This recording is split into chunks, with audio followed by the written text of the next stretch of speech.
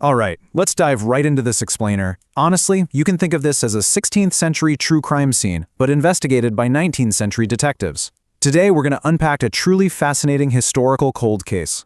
We're looking at the shocking 1876 forensic discovery that finally confirmed the dark hidden truths behind Anne Boleyn's execution.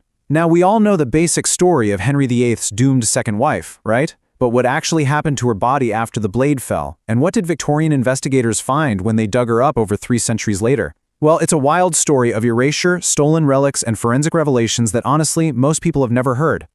We're actually going to start with a pretty chilling quote. "I have a little neck." Anne Boleyn made this joke to the constable of the Tower of London the exact night before her death, and she actually laughed as she said it. Now just think about that for a second. What do you do when a completely rigged system has already decided you're going to die? You joke about it. She wasn't laughing out of joy, obviously. She was laughing with bitter clarity. And this deeply unsettling moment perfectly sets the tone for the brutal, calculated reality of what Henry was about to do to her. Section 1. The Fall of a Queen. 14 days to execution. To really understand the forensics we'll be looking at later, we first have to look at the sheer, terrifying speed of her downfall. 14 days. That is literally all it took to completely destroy a queen of England. On May 1st, 1536, she was sitting right beside Henry at a tournament, smiling, holding all the power of the throne. Just 11 days later, she was locked inside the Tower of London, facing monstrous, totally fabricated charges of adultery and treason. And the trial itself took just 1 single day. She was judged and sentenced in a matter of hours by men whose loyalty belonged entirely to the king. It wasn't justice, it was a performance dressed up as law. Now look at this. It's this incredibly calculated contrast between what history calls Henry's mercy and his absolute cruelty. You see, the traditional punishment for treason was burning or the axe, but Henry opted for a highly skilled swordsman from France to ensure a clean, fast strike. But here's the terrifying detail. Henry actually ordered that executioner before Anne's trial had even finished. I mean, a king doesn't summon an executioner from across the sea unless he already knows exactly how the story ends. Yet, while he spared her physical pain, he cruelly denied this deeply religious woman a coffin, a final mass, and even a grave marker. He denied her absolutely everything else that mattered. Section 2. The arrow chest burial, a final indignity. Picture the scene immediately after the blade fell on Tower Green. The whole facade of the royal court just completely fell apart. Nobody had even arranged a coffin. Her ladies-in-waiting were stunned. Someone literally had to sprint to the nearby tower armory, and they came back with a simple elm arrow chest. The anointed Queen of England, who had been crowned with holy oil just 3 years earlier, was stuffed into a wooden box designed to hold weapons. And the bitter irony here is just astounding. Historical records show that for Christmas in 1532, Anne actually gifted Henry a set of hunting spears packed in the exact same type of simple elm chest. Her head was placed beside her body, the lid was shut, and she was buried in the chapel dirt without a single prayer. Section 3. Erasing Anne Boleyn. A calculated campaign.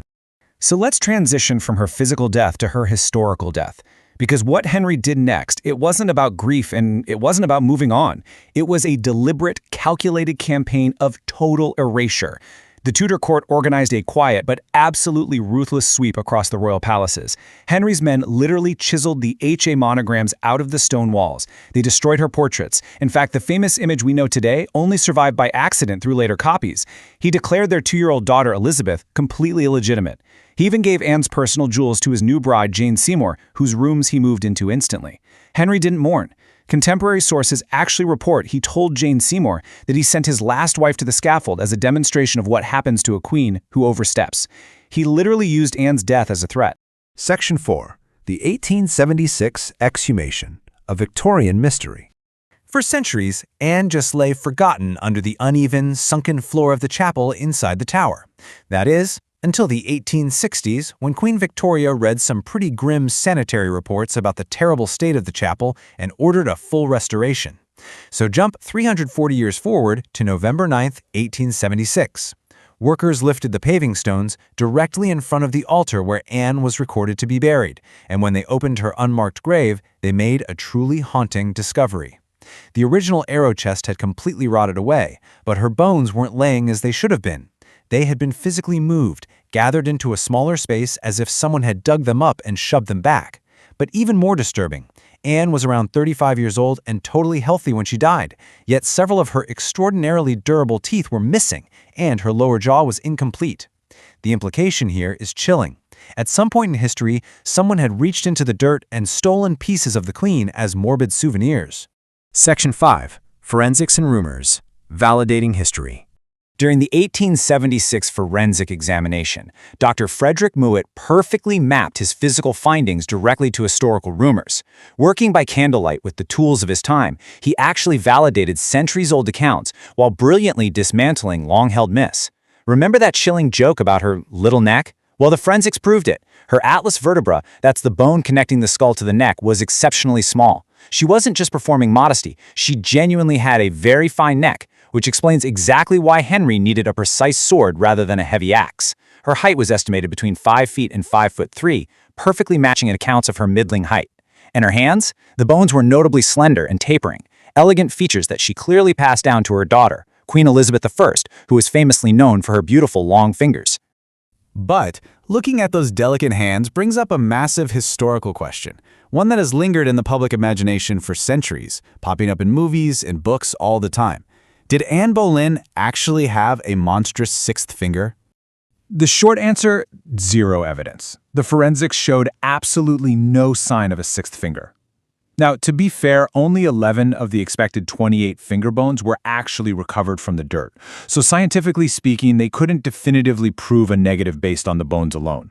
However, when you cross-reference this with the fact that contemporary court records, kept by people who literally watched her every single day, never mentioned anything unusual about her hands, well, the truth becomes pretty clear. In a Tudor court absolutely obsessed with physical perfection, an extra digit wouldn't have just gone unnoticed. This was a malicious myth created decades later by a Catholic polemicist. It was literal propaganda designed to make her look like a deformed monster to justify her execution. Section 6. The Final Question. An Ethical Dilemma. So what did the Victorian restorers actually do when they finished their work in the spring of 1877? Well, they made a highly permanent choice regarding Anne and the others destroyed by Henry, people like her brother George, Catherine Howard, and the Countess of Salisbury. They placed the remains into lead-lined caskets, engraved them with names and dates, lowered them back into the earth, and then poured 4 thick inches of solid Victorian concrete right over the top. It was the final act of this story, effectively locking the mystery away from modern science forever, and ensuring any future investigation would be incredibly difficult. So I really want to leave you with this final provocative thought.